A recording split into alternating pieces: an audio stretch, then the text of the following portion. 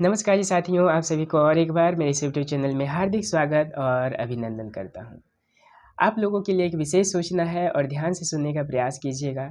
आप लोगों ने बहुत सारे कमेंट्स भी किए कि हम लोग का एग्ज़ाम सेंटर कहाँ होगा, हम लोग का एडमिट कार्ड कब निकलेगा और हमारा हार्ड कॉपी केंद्रीय हिंदी संस्थान आगरा तक पहुँचा या नहीं पहुँचा, हमारे पास मेल नहीं आया है। तो आप लोग ये कमेंट्स करके बहुत अच्छा किए और अभी मैं इस कमेंट्स का जवाब देने वाला हूँ, तो ध्यान से सुनने का प्रयास कीजिएगा। सबसे पहले हम बात करते हैं एग्ज़ाम सेंटर का, क्योंकि एग्ज़ाम सेंटर तय होगा तभी तो आप लोग टिकट भी कर पाएंगे, क्योंकि टिकट जल्दी नहीं मिलता है, 2 महीने पहले टिकट करना पड़ता है। हम लोग भी वैसे ही किए थे।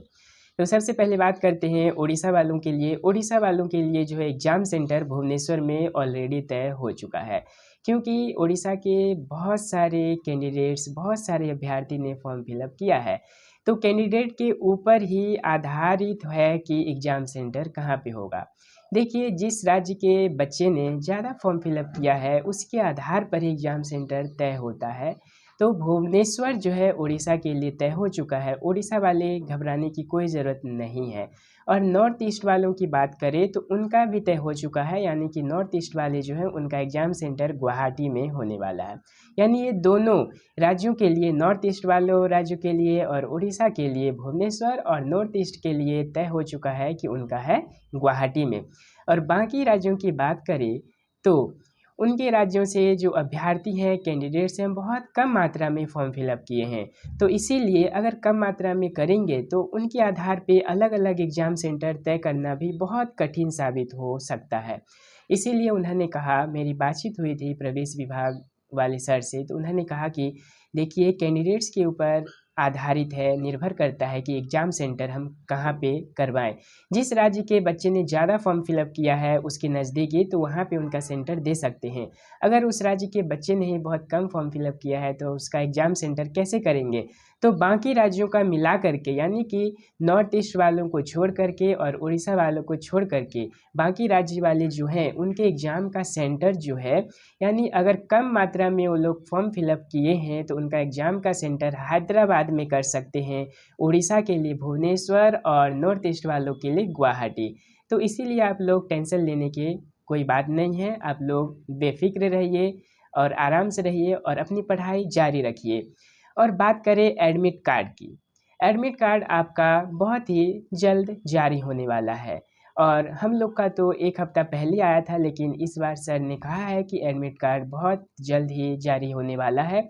और एग्ज़ाम सेंटर के बारे में आप लोग बेफ़िक्र रहिए, क्योंकि सर ने भी सही कहा, अगर किसी राज्य के बच्चे ने कम फॉर्म फिलअप किया है, यानी हर राज्य के बच्चे अधिक मात्रा में फॉर्म फिलअप नहीं करते हैं।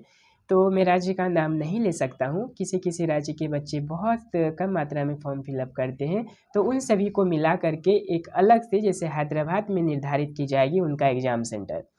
तो और बात करते हैं कि जैसे कि डॉक्यूमेंट्स के बारे में। आप लोगों ने जो हार्ड कॉपी डॉक्यूमेंट्स यानी केंद्रीय हिंदी संस्थान बाय पोस्ट किए हैं, तो पोस्ट में आप भी ट्रैकिंग कर सकते हैं कि कहाँ तक आपका पहुँचा। आपको कोई मेल नहीं जाएगा कि आपका यहाँ पे पहुँचा या नहीं पहुँचा। आप बस ट्रैक के द्वारा जान सकते हैं कि आपका यानी कहाँ तक पहुँचा। अगर आप ट्रैकिंग करेंगे, अगर उसमें लिखा रहेगा कि दयाल बाग जो है यहाँ का एक यानी कि पोस्टल एड्रेस है, तो अगर यहाँ पे दिखाएगा कि आपका दयाल बाग पहुँच चुका है, तो आप समझ लीजिएगा कि आपका जो हार्ड कॉपी है केंद्रीय हिंदी संस्थान आगरा जो है ऑफिस में है, वहाँ पे पहुँच चुका है। तो इसीलिए आप लोग को इस बात को लेकर के हैरान नहीं है होना है। अगर आपका कुछ भी गलत है तो आपको यहाँ से मिल जाएगा ही। इसीलिए आप लोग बेफ़िक्र रहिए और अपनी पढ़ाई को जारी रखिए। और अगर आपके तरफ से अगर और भी कोई सुझाव हो, जैसे कि मैं आप लोगों के लिए वीडियो ला सकूं और आप लोग की मैं मदद कर सकूं, मैं अपनी तरफ से मुझे जितना यानी कि मैं जितना जानता हूं, अगर आपको ऐसा लगे कि और भी कुछ आपकी मैं मदद कर सकूं, तो आप लोग बेफ़िक्र से अच्छे तरीके से आप कमेंट्स कर सकते हैं। तो इतना ही कहता हूं और अगले वीडियो में अब मिलते हैं। बहुत बहुत धन्यवाद और शुक्रिया। आप सभी को एग्ज़ाम की ढेर सारी शुभकामनाएँ। All the best.